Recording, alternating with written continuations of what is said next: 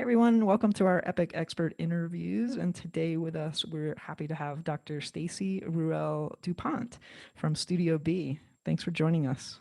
Well, thank you for having me. I'm excited. We're excited to talk to you, and we usually start with a brief description of your business, but you have so many offerings. Why don't we start with the name Studio B Okay. and talk about how that kind of creates the pillars or the different kind of categories of services that you have? Okay. So it took us a while to come up with the name, actually. We were trying to figure out how to capture everything that we wanted to incorporate. And so my first career was in exercise science and health club management. And then I moved into the psychology world and wanted to create a practice that brought them both together. And nothing quite fit, because if you named it one thing, it felt too much like psychology. And if you named it another thing, it felt a little bit too much like a health club. And I had some lovely folks working with me who were my avatars to try and really dial in the messaging. And they would give me feedback like, no, that if I have depression, I'm not coming in there because I don't see myself being able to do that.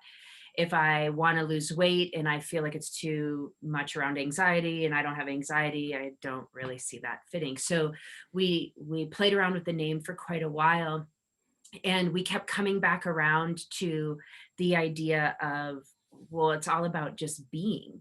It's just being who you are. And that's part of what I really love about my work in both arenas, is just, here's what we got. So what are we going to do with it now? And we just have to be with that. And I'm a very action oriented person. So it's rather fun for me when I used to teach yoga and be in more of that world. And oh, we just need to be. And I'd say, but we need to do that. And how do we do that? And it is all about being. And so we kept coming back to that word. And then we had some friends who said, well, why don't you just name it Just Be? And so, because how cool is that? Like, you'll just, when somebody says, well, where you're going, you're going to go to Just Be. And we thought that was really cool. And we kept it for a couple weeks, and we would ask people, and no one could, like, they would they would always go, well, okay, but where are you going? Like, okay, yeah, what is that? And so we decided that it needed a little bit more of an anchor than the word just. And that if it was just the letter B, that wasn't quite enough either. And so the idea of the studio came out because I didn't want it to be too too solid, if that makes sense. And the idea of a studio is you come in and you create, and whatever kind of medium you want to use, you can use that to create something that didn't exist before, or that you're morphing something into something else using the different things that you might want to create with. So that's how we came up with the idea of it being a studio. um, and then the letter B was because we were always floating around the word of being, and just, that's a big piece for me, is just accept who you are, and then we can decide what we want to do next. But this is who you are, this is how you are, this is what you do, this is your being. And then where do we want to go from there? And from that, the body behavior and balance worked really well. My former fitness center I used to own was called Superior Balance. My very first company that I had was called Personal Balance. The word balance has always been a key piece of my own life. I have 3 kids. While I was working, while I was going to school, and all of these things, so I've always had to work to balance out all these different aspects of my own roles. So the balance piece was already there. The body piece was pretty obvious. And then the behavior piece, rather than calling it mental health or psychology, behavior just became really easy in the B world. And then the final one was the business piece. And that the business piece is really important to me. I really like business. A lot of people in the healing arts don't. They really don't appreciate, schedules and spreadsheets and financials. Um, One of the things in my previous work, when I worked with Access Health System and was doing a lot of supervision, I would get feedback from the staff that um, I was really helpful in helping them understand how to do their career, how to take care of the business side of their life. And we wanted to extend that here. Having worked in mental health for over a decade in Durango, I knew owning a private practice and really making a private practice work is hard because the cost of our real estate, you need administrative help if you're going to take insurance. Many people in our community need insurance to be taken if they're going to get that need met. Um, and it's really hard to do if you don't have some support around business.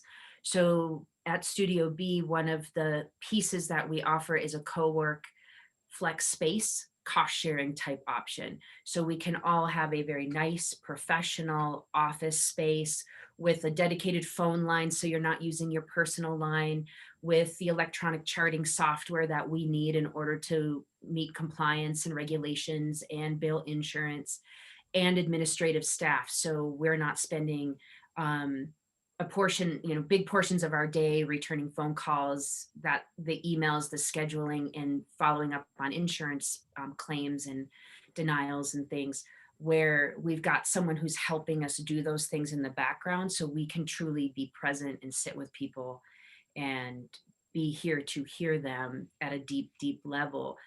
And so the business piece is about supporting the other professionals to do their job well and to help them do what they love to do. And then I get to be entrepreneurial, and I really like that. Yeah, that's fantastic. I mean, so many entrepreneurs need that support, especially in the healing arts, because it's lost. It's like they want to share their gifts at the highest level and they don't want to be the detail person, or, oh yeah, just send me a check, or it's like Oh, you've got it's to too have it all in together. your So brain. That it's so hard to be on the phone with an insurance carrier trying to figure out a problem and then turn around and say, okay, now I'm going to sit with you and be with you. That's so hard. So yeah, and most people then say, well, then I'm not going to deal with that other part. I just want to do what I love and do it at a high level. We can't do it at a high level if we don't have people helping us. exactly. I love the name and your explanation of it. I like that you landed on studio. It gives it just enough structure that it's holding that space, but yet you talked about the level of creativity and flow that happens in a studio. So let's dive a little bit further into all the products and services under those four pillars, if you Okay. can. Yeah, so under the body piece, we have personal trainers, nutrition coaches. I have been in that world for 25 years. It was my first career, and I really do love the fitness and wellness world. And so, under the body piece, that was an obvious for me. It was a big piece of my practice anyway. It's part of why I ended up with the PhD that I ended up with and did the dissertation and research work that I did, and how I've melded them all together over the years. And when I'm in the academic world, those are the two things that I'm always bringing together. Like, well, how does your ATP, which is an energy system in the body, actually work with your emotional regulation? How does your cellular structure change when you feel sad? Those are the things that I'm super interested in, this kind of hard science of the body and the physiology and biology, and then the softer science of psychology and what we think and how all of that works in this idea of changing behavior. And so that was really obvious for me. Then we started to pull in other professionals. And so in the personal training world, it's really similar to the healing arts world. They're just a different version. And it's really hard to make a living and be a good personal trainer if you don't have spaces that can accommodate you and the particular type of client you want and the supports that you need, because you end up spending your time doing a lot of administration work rather than actually being with the client doing what you really love to do. So it was an obvious for us to take the personal training realm in that same way. Now, for my world, because I want to work in the personal training studio with mental health, I need some dedicated space that can be very private. I can't just train on the rec center floor or in a larger gym, because I can't do the same type of work at the psychological level with people when I'm in a public space.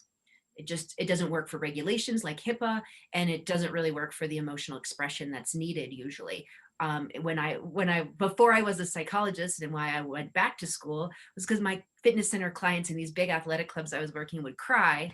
And then my colleagues would be like, hey, your client's crying again. And I'd be like, all right, we'll go off the treadmill and we'll go over there. And I'd have to take them in the office, and then we'd actually get to the meat of what was going on. And then they would suddenly start losing weight again, or they'd rededicate to goals. So I knew there was more to it that I was drawing out in people, and just my natural skill set. And then also like where I really was gifted in helping people change their body composition was looking at what was happening psychologically underneath weight and weight gain and eating disorder patterns and all that stuff. So that was really natural for us. So under the body pillar, we provide the same sort of co-working flex space type options. We have folks who are personal trainers, nutrition coaches. We have folks who are interested in physical therapy areas, body work areas, who are affiliated and who come in and out and work with us in different ways and capacities. Now, all of our contractors at this time are their own businesses. So everybody has their own specialties and their own kind of flair in the way that they work with people and the way that they want to show up in the treatment room. And then we provide the supports for that. Under the behavior heading, we have our traditional mental health, so individual, group. We have psychiatric medication prescribers. We have folks who do life coaching, really going after that behavior change and shaping the behavior. And then under the balance area, it's kind of where we pull in all the other stuff that could possibly be there. So we have folks who work with meditation. We have folks who do maybe, like I do an integration of yoga and psychology course with a local yoga teacher, Sarah Klein. Every year we dive into how these two areas, this ancient philosophy and this Western science, really overlap. That's under that heading. We have folks who are putting together like a chronic pain and disease course, where they're looking at how diet, nutrition, as well as movement and psychology support that. It's currently in the works between a therapist and a personal trainer, nutrition coach, who both have specialties in that area. So they're looking at how they can pull that in. So the balance area is the place that we really look to bring all these other things together and help deepen and offer services and supports that allow people to do things either in a deeper way or in between sessions or as a maintenance to something else, that they're really pulling things together. I offer once a month, I have a group coaching call. Anyone can join that. You don't have to be a client or a member of Studio B at all. It's $20 to pick my brain for an hour. And we talk about all these different things that show up very commonly in the treatment room that many people feel so alone with. And so there's a little bit of a kind of a teaching lecture type piece to it. And then people get to ask questions, and we get to dive into, either hypotheticals, or people give examples, and we can use that as a teaching tool for the group. And so that fits under that heading. We have, different things like that. So it just depends on what we've got going on. COVID has been really difficult because we couldn't do groups in person. And so those have been slower to start within the studio, and we open them up and then shut them down and open them back up again. So it's. You done any of those online? We did we did not start any groups online, partly because the studio itself was an expansion of my private practice, and I knew I needed more providers because my waiting list was growing. And it opened in July of 2020. We took ownership of the space. So no one was coming through the door. People were handing me back my door hanger, telling me they're never coming to the gym. COVID has slowed quite a bit down that way. Individually, the online stuff worked really well, but to start the therapy groups and try to get a group together, we just thought, we'll wait, and we were able to wait. So we did have some start online, and some of the trainers and nutrition folks have been doing some things online.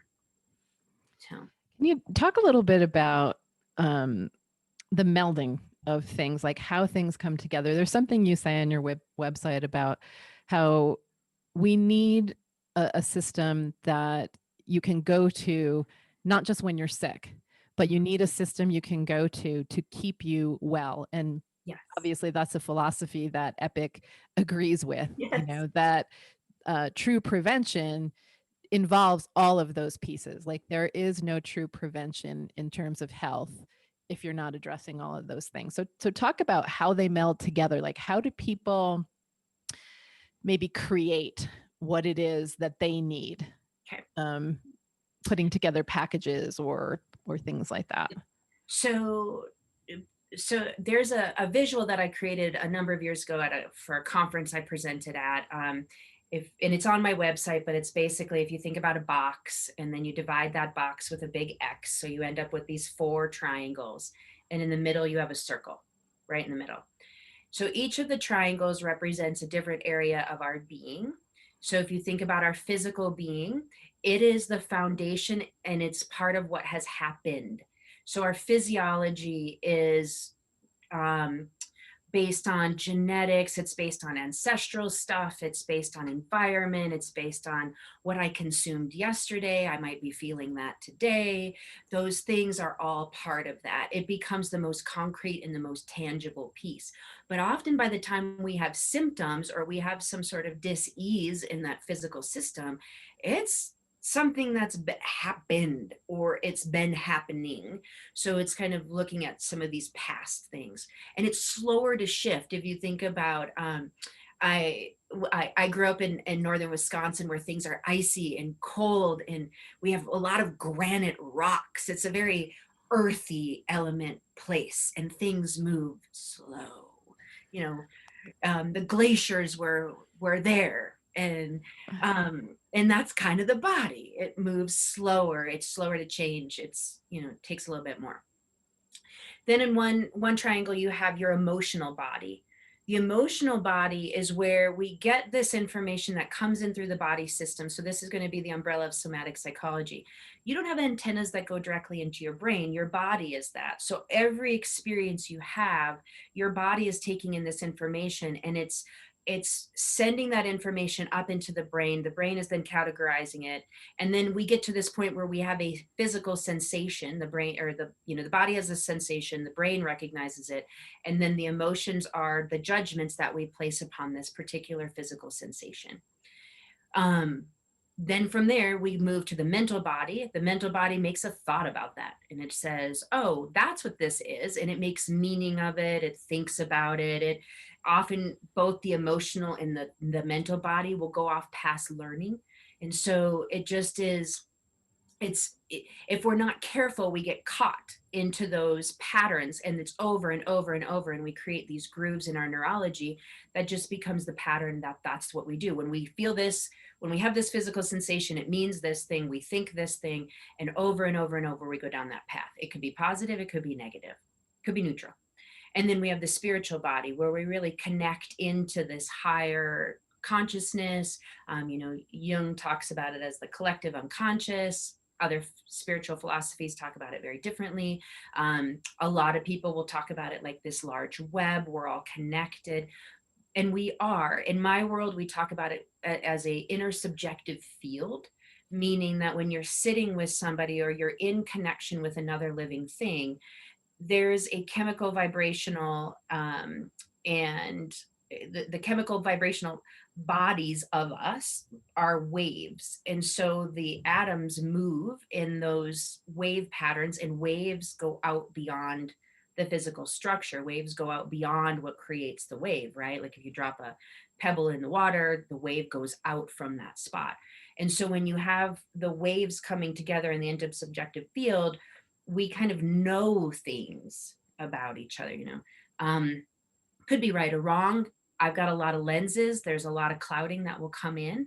And so you've got to be able to step back from that and say, like, what is this all about for me? While recognizing that I'm connected to everything around me. And so that's kind of that spiritual idea, whatever you want to call that. You can call that whatever you want. But the the reality is we're always operating within and I like the idea of a web. We're always operating within this web of everything else that's around us. And I can't separate myself from that. So I'm always going to be having information coming in. And this is where the ideas of like ego versus this higher level of connectedness and consciousness are really important. Because if I don't know myself and I don't have a bit of an ego, then I'm not going to be able to individuate my experience maybe from what's going on around me at the party, and I'm not going to know when it's time for me to go home and go to bed.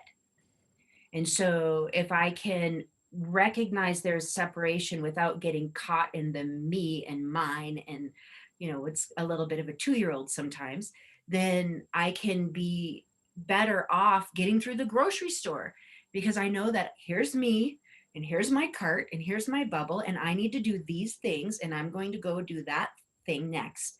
And if I get caught because this person is wanting to engage me in energy, or is wanting to engage me in something, I need to separate myself from that, because I've got other things I need to do. So we need to have some individuation at the same time we recognize we belong, and that's a very psychology type of way of looking at it. So in the middle of this graphic is a circle, and that's your heart. Now your heart is super important for many reasons. But in my world, I really pay attention to it for heart rate variability, which is a big thing in exercise science, but also a really big thing in psychology because of what's known as the polyvagal theory. And the polyvagal theory pulls in the biology and the physiology that then links into our psychology. So the heart rate variability is a measure of your nervous system. And so your heart directly influences your sympathetic and your parasympathetic nervous system by the way that you breathe, because your breathing is connected to your heart rate, is connected to your nervous system. And the vagal nerves come in at the heart. And so when our heart rate is shifting and changing, it's telling our nervous system to do certain things or not do certain things. So we can manipulate that based on our breathing, really, is the easiest way. Which is why when you look at a lot of meditation practices, chanting, prayer, again, it doesn't really matter which method you want to come to it from. What they all do is they control your breathing. And so when you ask, like, how does this all meld and how does this all connect, is when you look at the person from these 5 different areas, and then you say, now which one can I get in from? So different practitioners are going to come to it from different angles, and that's fine, because people are different. I have people who come in my office who have never in a million years done meditation, don't know what mindfulness is. I say the word, they think I'm way out in la la land. So we just don't call it that. We come in through the body, concrete, tangible. We just start to breathe. And that then helps them learn how to be more present or mindful.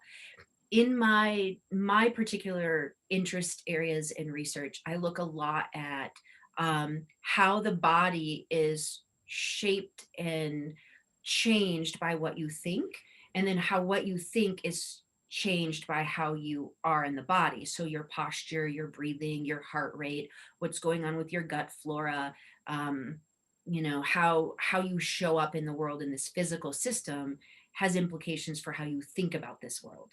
And so I would get really kind of interested in all of that. Like I was saying earlier, ATP, which is adenosine triphosphate, in the exercise world, that's a really big deal to us because it is the energy system of your mitochondria. Your mitochondria power your cells and make all this stuff happen in your body. Mitochondria and ATP have implications in emotional regulation. If you have high blood pressure, there's also a correlation between people with high blood pressure and an inability to label their emotions. And so we can look at some of these things, and when we teach them how to label their emotions, oh, their blood pressure starts to drop. And so there's all these different, Fascinating. I know, I love it. And there's all these different things that are coming out now that the science is helping us see it differently, right? So it can show some, quote unquote proof of things that many of us knew before. But that's the technology is catching up with some of the pieces that we anecdotally understood for many years. So it all flows together. Lori, hopefully I answered your question and all of that. Yeah, that's beautiful. Thank you for all of that information. I'm sure the watchers and listeners will appreciate it. Well, we want to keep to your timeline today too. So I wanted to ask if you could go back in time and give yourself, your younger self, some advice. What would that be? Oh, just relax. Chill just out. just chill out. So it is kind of fun for me. That question's really fun. So I have 3 children. Two of them are adults. They're in their early 20s and late teens, really kind of launching into their life. And so I'm watching them do a number of things that I remember going through. And it's fun to think about, oh, like, oh, how did I do that? And how they're doing it better than me. Or like, oh, no, don't go down that road. And parenting them at that level is really quite fun for me because they're great gals. They're super independent, doing their thing. But if I could tell myself, if I as I watch them and I watch some of the things that they're able to do that I wasn't able to do, or that they know that I didn't know, I just think, oh, just relax. It's all great. Every stage is great. And we are the way we are because of a lot of other things. So just accept that and then decide what you want to do with it. We don't have to get all caught and messed up by all this crap that's happened before.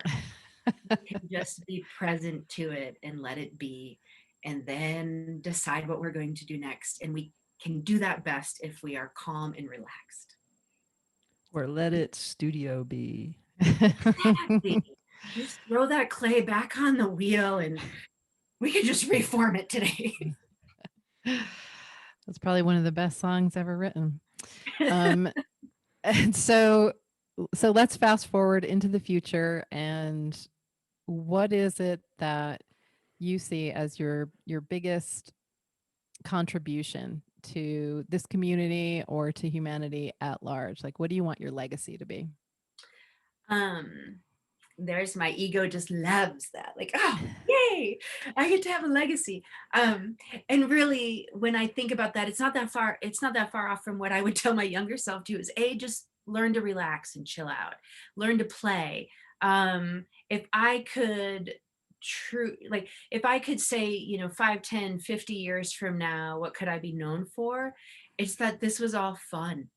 um it's messy, it's hard, but we had a good time. It's like, I know there's like level 1 fun, type 2 fun, we have categories of fun, which kind of takes the fun out of it. But you look at some of those higher types, the type 2 or whatever, that was hard work in the middle of it, but you look back on that climb and you're like, oh yeah, that was awesome. So that's kind of where I put some of this, like, let's just have a good time. Let's just work on figuring out how to make it fun. I sometimes call it deliciously painful. There's something just exquisite about it that's wonderful. At the same time, it's hard work. It's not something that it's just easy and there's no discomfort. And I would really love to get rid of the stigma around all this stuff. People, and that's, I think, I never would have said this in the beginning of my career, but I think that's part of the road that I'm on, and why I am melding these two platforms together in such a way that people love the concept, but they don't know how to do it. And that sometimes that includes me. Like, I don't know how I'm going to put these two things in the same room at the same time, but I'm going to try it out this way and it doesn't work or whatever. The psychology has for so long had such stigma around it, and I've been listening to the Olympics recently, and you even hear it in there, oh, that person can handle the pressure.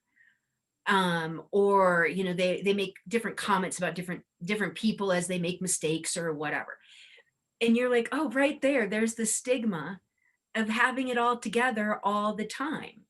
There's the stigma of what it means to be good, what it means to be wrapped up and contained. Well, sometimes that's not reality. And sometimes Most of the reality, time. Most of the right, time. right, right. I have no idea what's about to happen. So I'm I just think going we to saw it go. in 2020 with everyone too. It's like time to unravel. I mean, you don't have much choice. You might as well just let it go and rebuild from there. Right. So if we could just like be present to it all and then recognize that things like trauma disrupt your physical system so much that what we know happens with trauma in the nervous system on a physiological level, what it does to the microbiome, what it does to your heart rate, the amount of inflammation it puts into your system on a biological, hard science, air quotes, hard science place that, and we want to say those things matter, what that does to you psychologically, that then feeds into things like our healthcare system, because then you're going to have more, you have like 10 times higher rates of disease at higher chronic levels. You need more pharmaceuticals, you need more medical care, you need more emergency room visits, that then impacts my tax dollars. Like all that stuff is connected. So when you want to blame somebody for having trauma or having gone through a trauma or not being stoic enough to not show their trauma when they're shopping at Walmart, what we're really doing is not helping our society.